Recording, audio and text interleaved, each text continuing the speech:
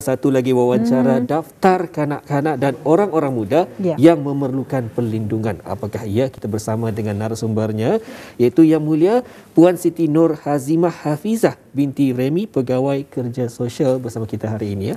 Ya, Assalamualaikum Puan. Salam. Apa khabar pada pagi ini? Sehat? Alhamdulillah, sehat. Alhamdulillah. Ya. Baik, terlebih dahulu sebagai mukadimahnya mungkin dapat dijelaskan lebih lanjut mengenai tajuk kita pada hari ini, Puan. Silakan. Okey. Bismillahirrahmanirrahim dan Assalamualaikum warahmatullahi wabarakatuh.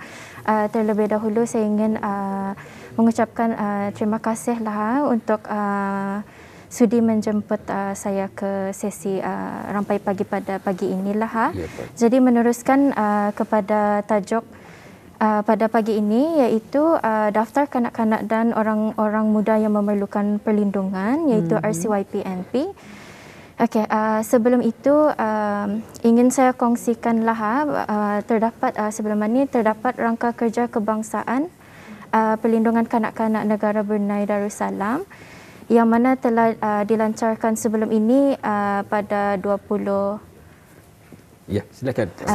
Pada 22 Disember 2020 oleh Yang Berhormat Datuk Menteri Kementerian Kebudayaan Belia dan Sukan.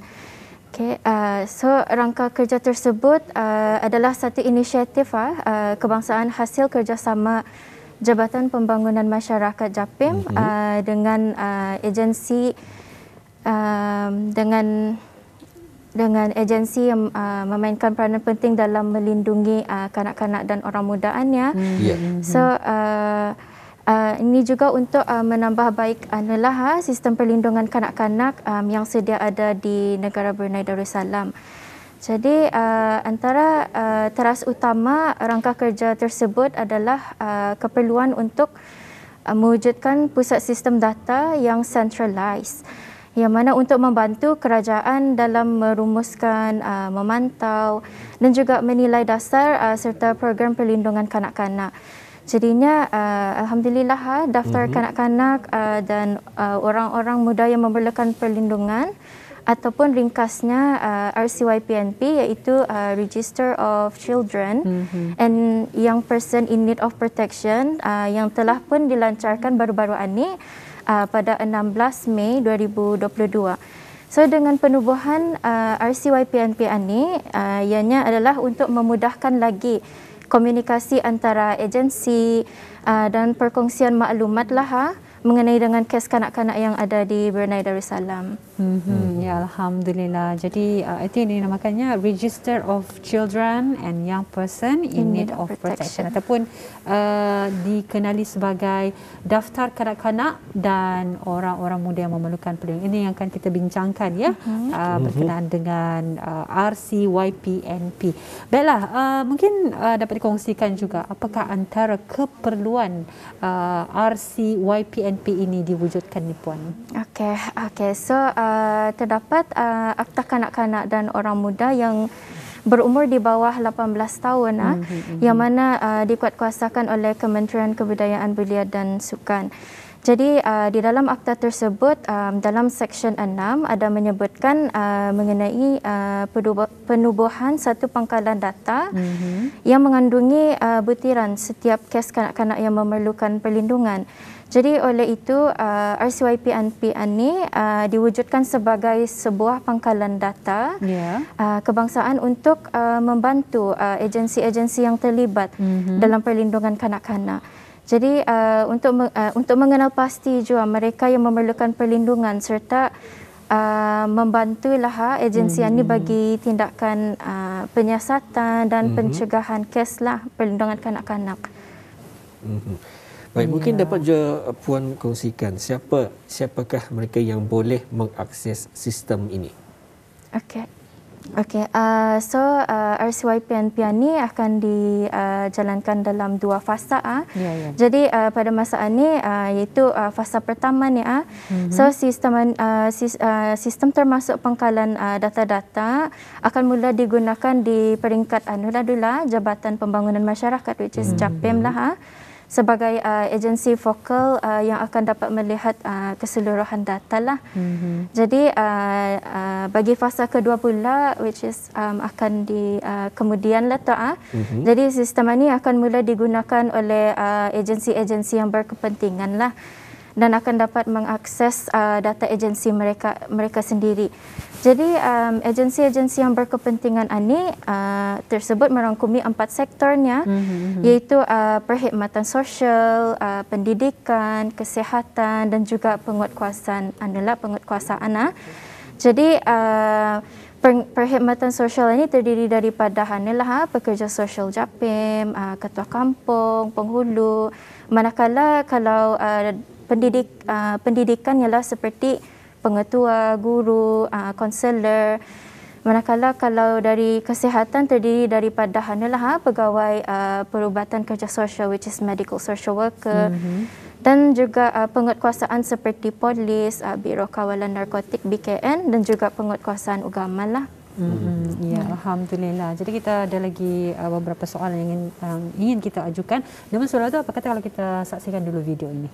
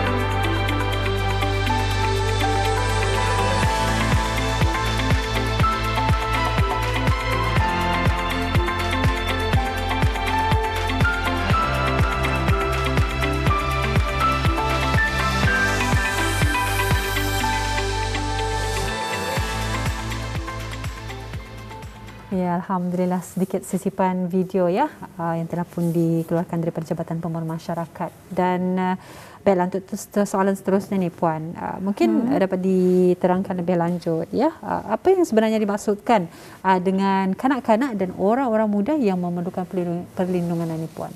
Okey, kanak-kanak dan orang muda yang memerlukan perlindungan ini adalah seperti yang kanak-kanak yang terdedah kepada risiko didera lah, sama ada oleh keluarga, kawan maupun orang-orang yang tidak dikenali, orang awam, iaitu dari segi fizikal, emosi dan juga seksual lah. Jadi kalau selalunya kanak-kanak ini didera dari segi fizikal, itu memang nampak pada zahirnya.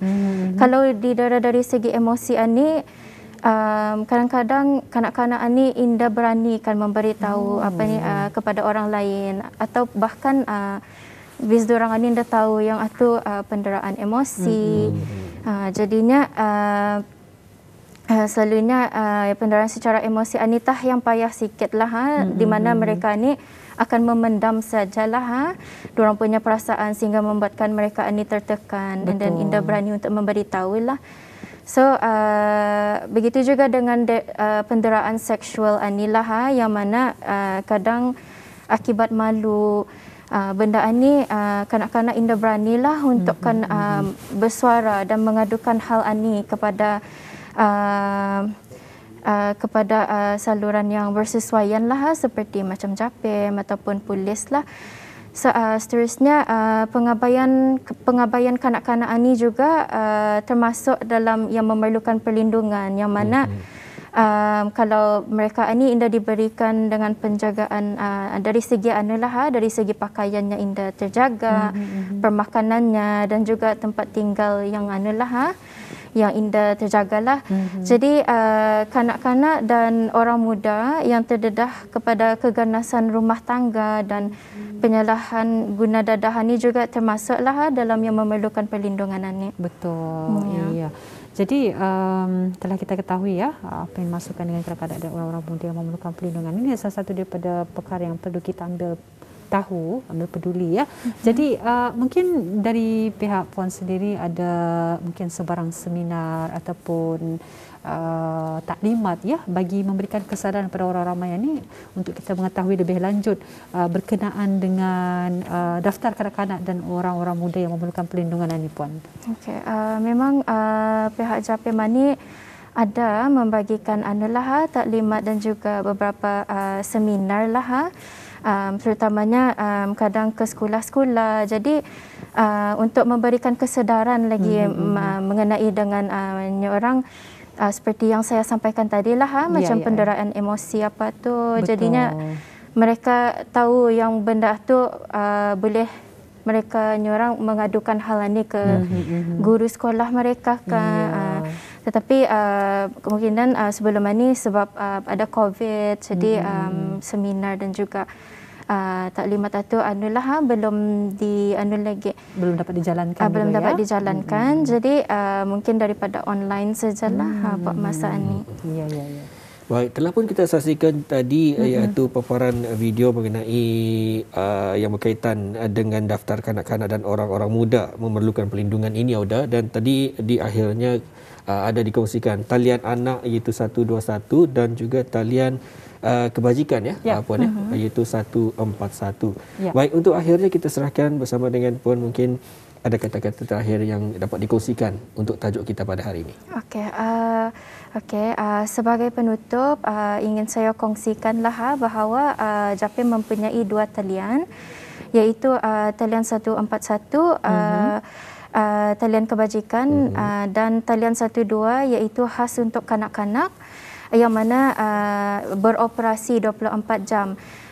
Jadi jika orang ramai yang ingin mendapatkan bantuan sama ada untuk dirinya sendiri, untuk keluarga atau bahkan juga untuk membuat aduan mengenai orang awam yang memerlukan bantuan jadi boleh menghubungi 2 talian tersebutlah. Ya, Alhamdulillah. Ya, jadi apapun kita ucapkan terima kasih kepada Puan Siti Nur Hazimah Hafizah binti Raimi, iaitu pegawai kerja sosial yang telah pun memberikan penerangan mengenai dengan daftar kanak-kanak dan orang-orang muda yang memerlukan perlindungan. Jadi apapun kita ucapkan terima kasih sekali lagi ya. InsyaAllah kita akan berjumpa lagi, Puan. Assalamualaikum. Waalaikumsalam.